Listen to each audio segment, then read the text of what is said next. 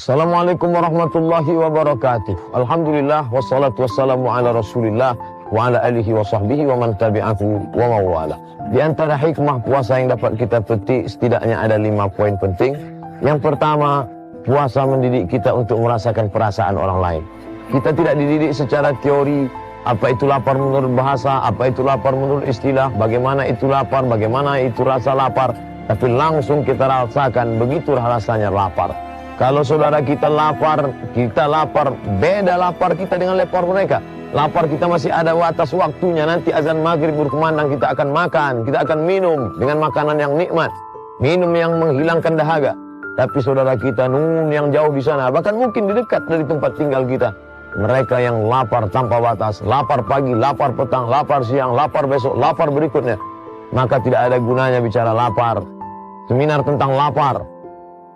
Tapi yang membicarakannya orang-orang kenyang, narasumbernya kenyang, panitianya kenyang, hanya akan menghasilkan teori-teori semata.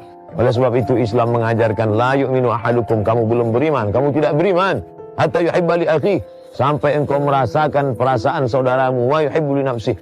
Kalau makanan itu enak, terasa mengalir di tenggorokanmu, begitu juga lah mengalir di tenggorokan mereka.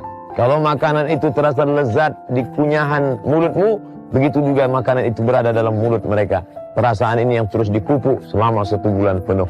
Yang kedua, Ramadan, siam, puasa mendidik kita bagaimana konsisten dengan waktu.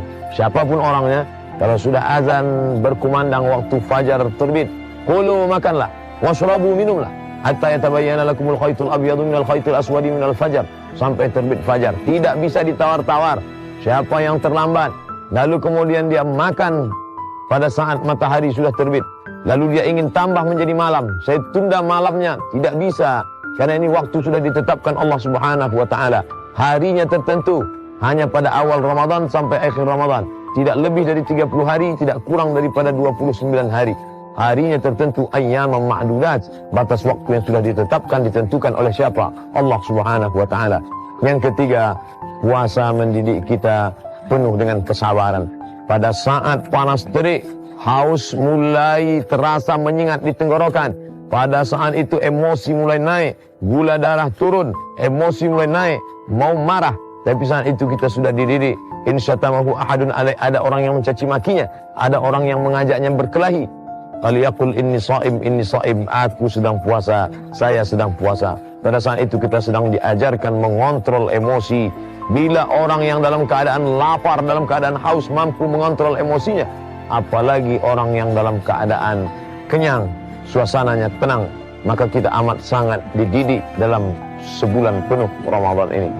Adapun yang keempat, maka keempat kita diajarkan bagaimana orang-orang beriman itu melawan hawa nafsunya.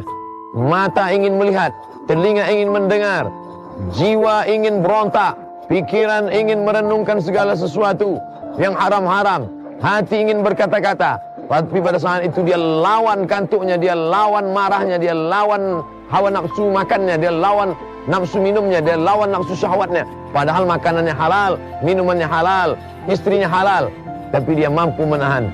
Kalau pada saat Ramadan, siam, puasa, dia mampu menahan diri dari yang halal, maka setelah keluar Ramadan, insya Allah dia pun punya self control, mampu menahan dari segala yang diharamkan Allah Subhanahu wa ta'ala. Kemudian terakhir yang kelima adalah merasakan muraqabatullah, pengawasan Allah Subhanahu wa ta'ala, ma'iyyatullah, kebersamaan dengan Allah Subhanahu wa ta'ala.